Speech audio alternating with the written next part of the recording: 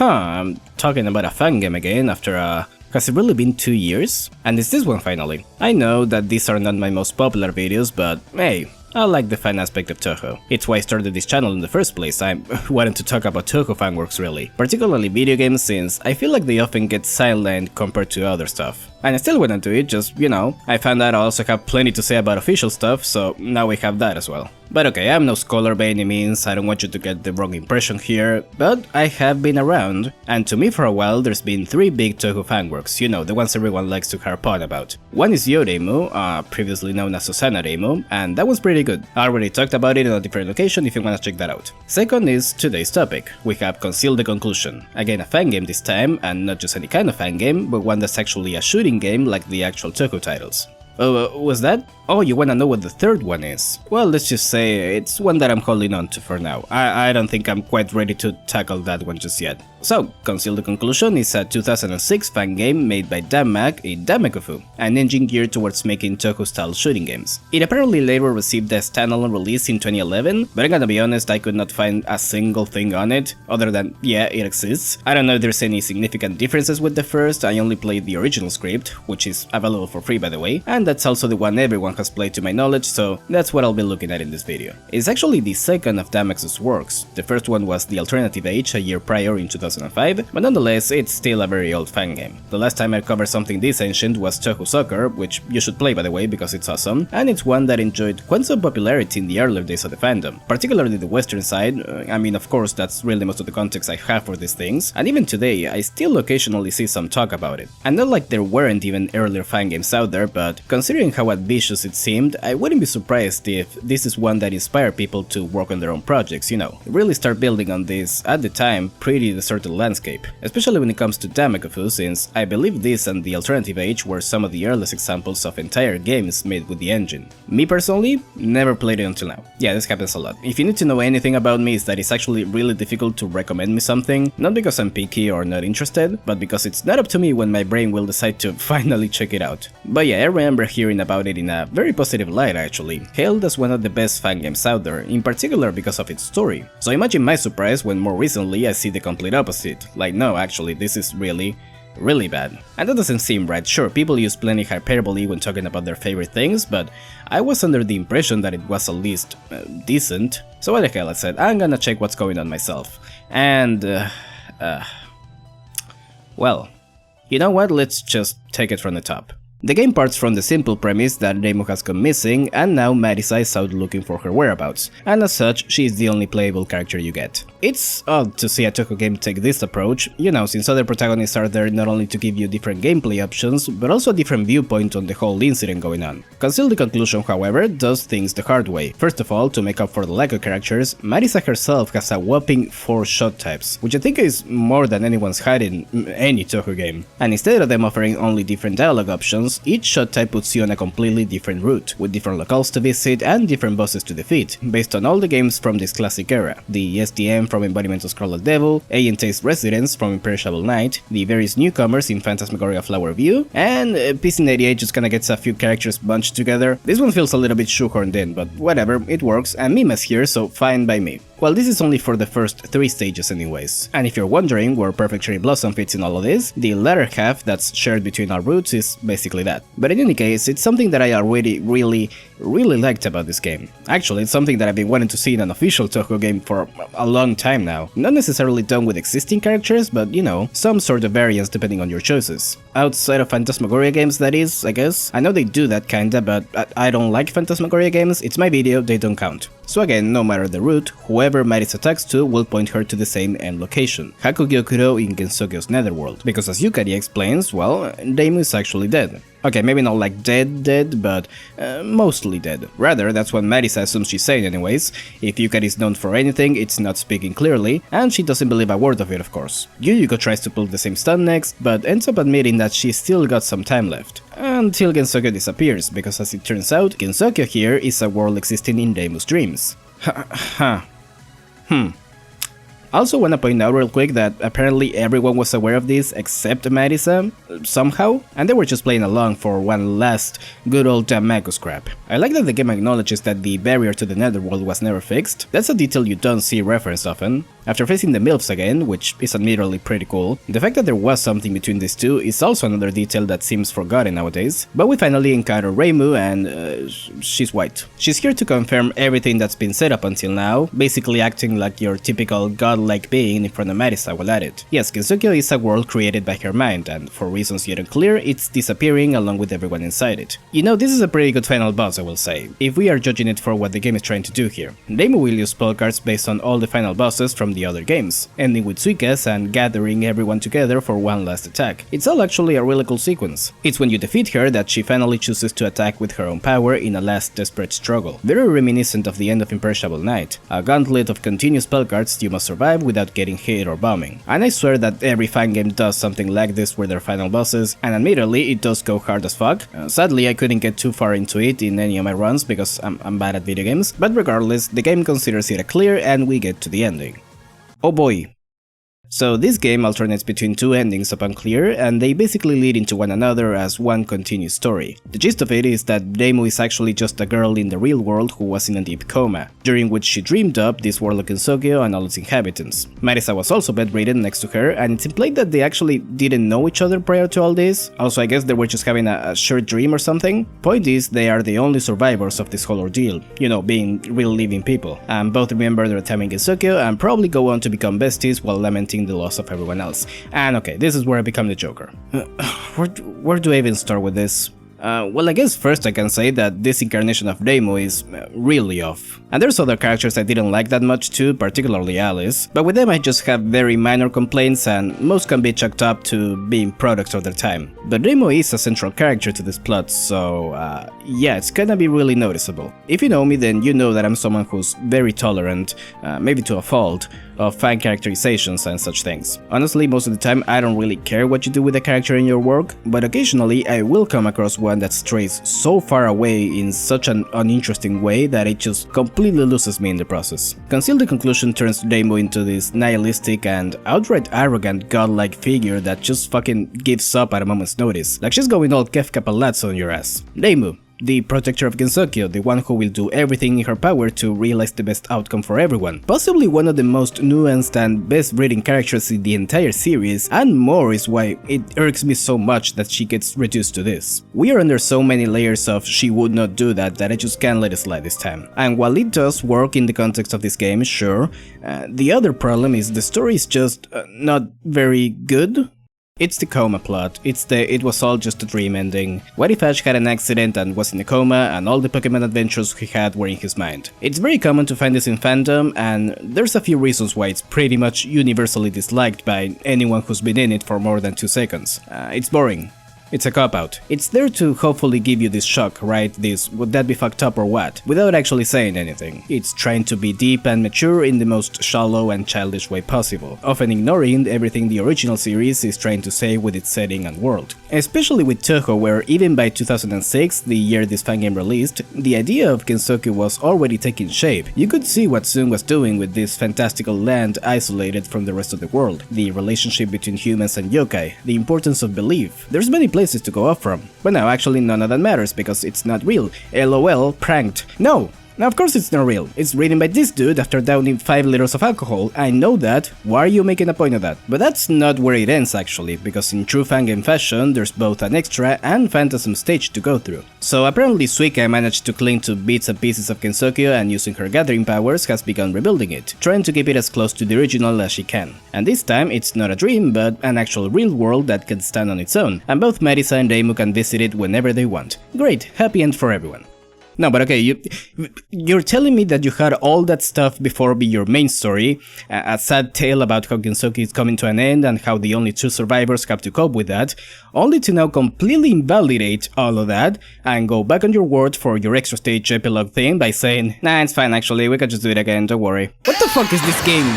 Listen, I don't mean to rain on anyone's parade. If you genuinely enjoy this aspect of the game or maybe have fond memories of it or nostalgia, I don't care, whatever. More power to you. In that case, this is probably the best fangame ever made and I can respect that. I'm personally at the point where I can't just ignore the glaring flaws it has and how badly it handles the setting, and for that to me this story is just bad. I'm sorry. And again, I'm usually fine with takes that wildly deviate from the original work. I can be fine with stories that heavily alter elements in service of what they themselves are trying to say, or to explore other aspects of a particular character, or a genre, or just because it's fun or being played for laughs. But no, Conceal the Conclusion is playing this completely straight. It's trying to do a serious alternative take on the world, a what-if scenario. And I do get that in the end it's all just an edgy fanfic that's trying to be dramatic, and I can very much tolerate stories that just wanna be dark for the sake of it, and even enjoy them to varying degrees. God knows I got something out of the Gymnopedes never end. The problem is, the alternative being offered here is the cheapest, worst possible one you could choose, because in the end it's actually offering nothing of value. There's no takeaway, there's no message, there's nothing interesting being done with the setting or the characters, there's no meaning, and that's the key word here, meaning. There needs to be meaning, there needs to be something you're trying to communicate, if not as a Touhou fanfic then as its own thing. Otherwise all you're left with is a hollow carcass of a story that has nothing to say other than Brew!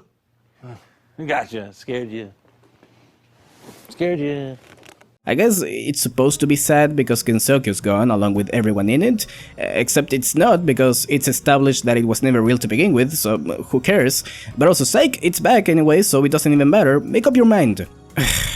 By the way, I didn't mention this before, but there is a bad ending you get if you use continuous, where Marisa wakes up, and not in the hospital this time, wonders about what she just saw, while Reimu is confirmed to have died, with a timestamp and everything. That's the best ending, honestly. That's better closure than whatever the fuck the everything else just was. At least it has the balls to stick to its guns and kill off a character for real. And that could have been another interesting angle to explore too. What is Marisa left with if Reimu's gone? How does she handle things now? While she's not an integral part of the world compared to being the Hakure Shrine Maiden or, say, Yukari for example, she still shows up anytime something threatens its existence. And yeah, this would imply reworking the entire thing from the ground up, but my point is again, there are ways to tell an impactful and dramatic story. There's ways to do it even with the idea of Reimu dying or otherwise ceasing to exist. I will give it this though. Gensokyo as a world that was once only a dream, becoming real because these two girls really, truly believed in its existence, does kinda play into the whole theme of belief I mentioned. Sure, Touhou does it more in terms of collective belief, as in how a concept can become the truth if enough people deem it as such. I still think they could have gone about it in a different way, and you know, also the fact that it erases any impact the other part of the story was supposed to have, but it's something, at least. You wanna know what the worst part is though? That despite the myriad of issues with the plot and the characters and the premise that was doomed from the start, the game is actually really good. Shockingly good, even. A ray of hope shines upon this desolate land, and we need a break from all the negativity anyway, so let's get into that. So I mentioned before that I really like how Conceal the Conclusion offers all these different paths, each with a completely different first half of the game. First of all, this system not only does wonders for replayability of course, but it serves to emphasize the idea that you're traveling all around Gensokyo looking for clues on the incident at hand. It feels like an actual investigation is going on, like Marisa's just making the rounds, asking anyone she can find if they know what happened to Reimu. It works in service of the story in a very interesting way, and again, it's something that I wish showed up in more games. I already went over that they also cover basically the entire Touhou world as it was in 2006, save for a few characters. I'm a big fan of the idea of revisiting everyone and everything for one big important incident, and if anything, it also complements the tone of finality this game goes for. Especially once you get to Reimu and she calls on everyone to assist her in the fight, it really feels like you're going against the entire world itself. Anyways, the one very minor downside I think compared to just having multiple characters is, again, once you're past stage 3, there are no changes at all to the dialogue, which means I found myself skipping it a lot after my first run. Oddly enough, there is one single difference, and it's the spell card Yomo uses in stage 5. I mean, cool, but seems kinda random. Once you clear the game with a specific shot type, you can then use it for any other route you completed. Another nice bit to encourage replaying the game. And let's talk about the shot types real quick, why not? I decided to go in order, so first up was Star Sign. It's the homing choice. It pretty much replicates Reimu's own homing amulets, which means it's typically good for stages and subpar for bosses. And with this type, Marisa's movement speed is even similar to Reimu's in official games. Unlike amulets, however, I didn't feel it was too weak here. Definitely on the lower end of damage, sure, but perfectly manageable. Bombs are alright, nothing crazy. And yeah, I said bombs because like an imperishable knight, you have 2 of those depending on if you're focused or not.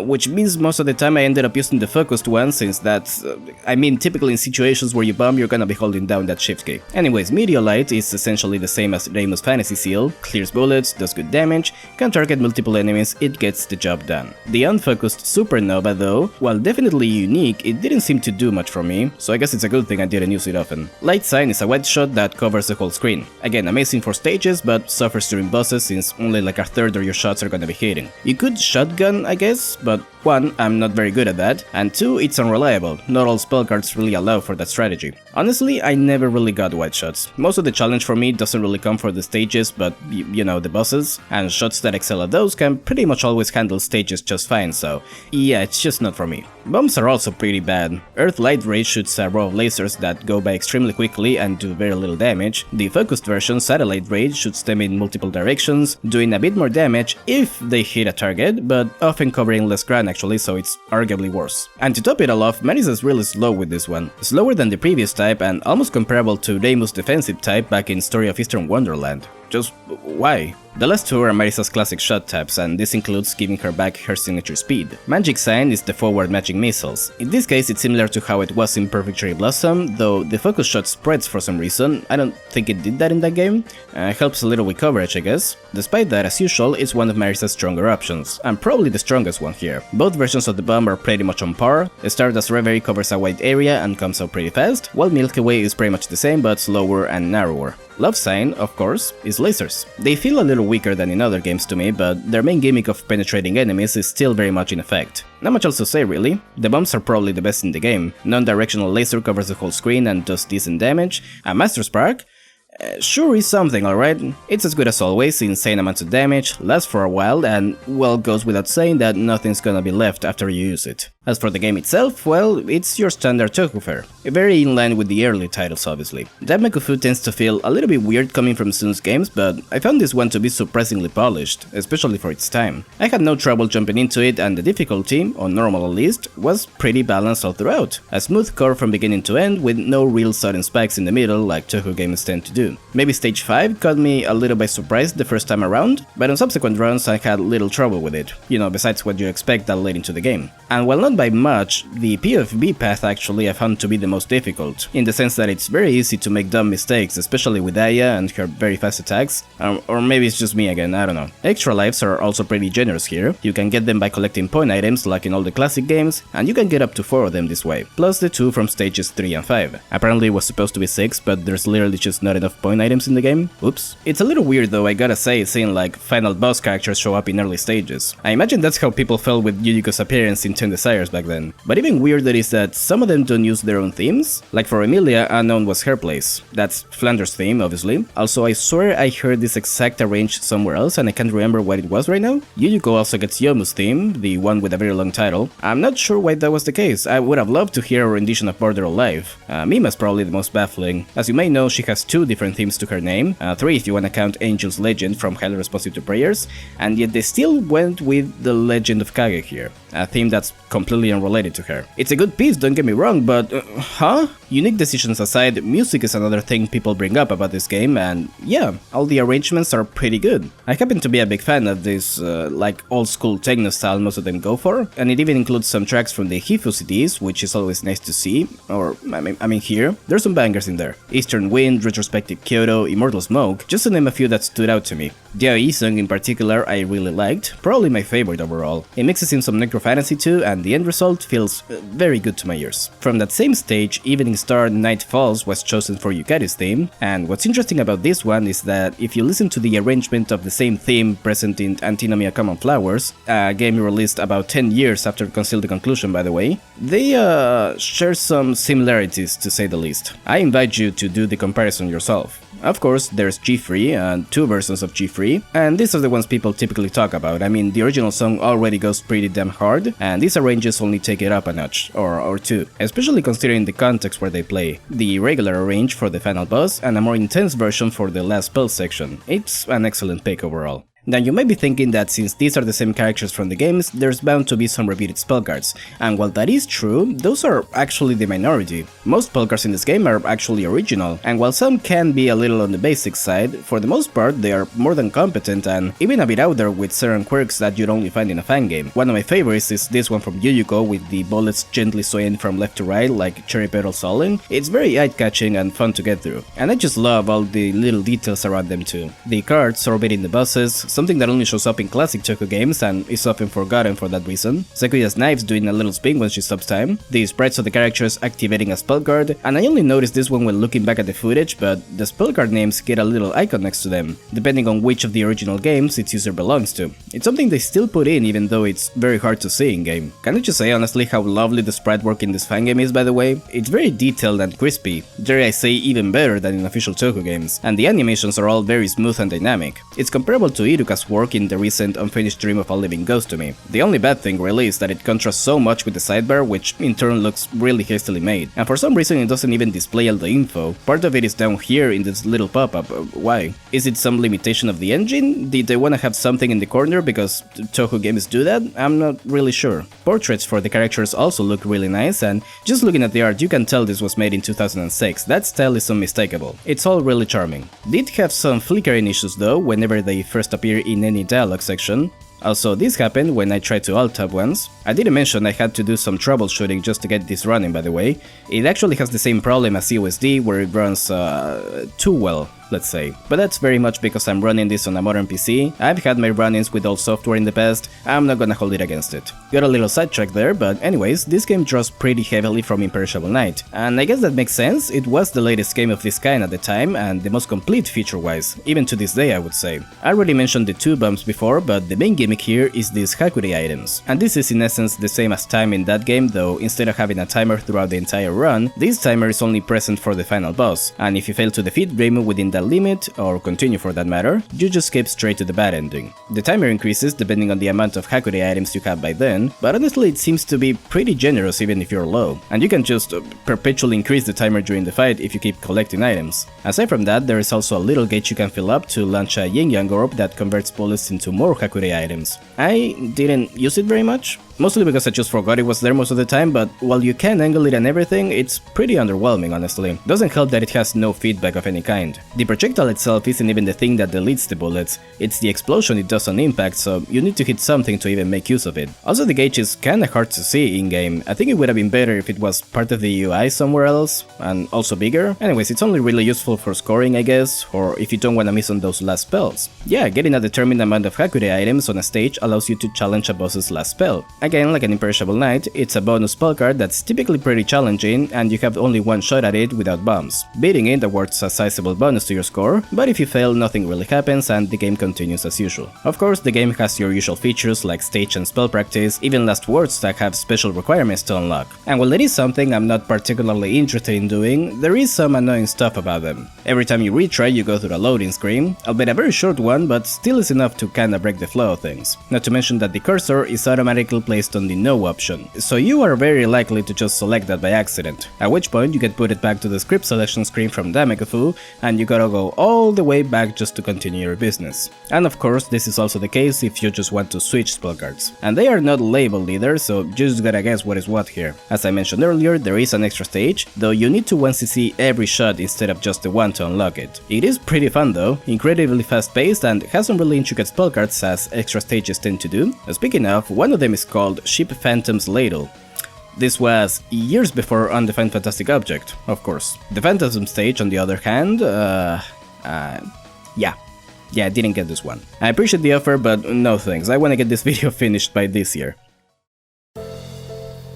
So, yeah, I was pleasantly surprised to find out Conceal the Conclusion is actually a pretty competent fan game that holds up incredibly well today. It's fun all throughout, with unique and interesting spell cards belonging to a plethora of different characters from all the classic Touhou games, a ton of replayability with multiple paths to choose from and no shortage of extra features to keep you entertained if you're the completionist type. Graphically, the game still looks great, it has an overall really good soundtrack with some bangers thrown in there, and again, it's completely free to download. If you like playing Touhou games and are willing to get through the first time setup? Yeah, I said give it a shot if you haven't tried it yet. You're sure to get plenty of enjoyment out of this one. There was clearly a lot of passion and effort put into this project, especially in regards to complementing its story and how it tries to be a sort of curtain call, a conclusion to what Touhou was at the time. And that just serves to piss me off even more about the writing itself being so awful. It does almost everything right up until that point, as staying in what's otherwise a near perfect fangame. Apparently there is a sort of spin-off sequel to this in the form of a light novel called Answer the Conclusion. That is far beyond the scope of this video, but as a curiosity, from what I could gather, it just follows through with the girls now living in the real world, occasionally dipping back into some form of Gensokyo, and Marisa getting a boyfriend. Huh. I mean, if you just wanted to write an isekai school romance, you could have done so from the start, but what do I know. Thanks for watching as usual. If you enjoyed the video, want to support the channel, consider subscribing, leave a like, and whatever you wanna tell me in the comments below. More stuff coming soon. For now, I will see you next stream.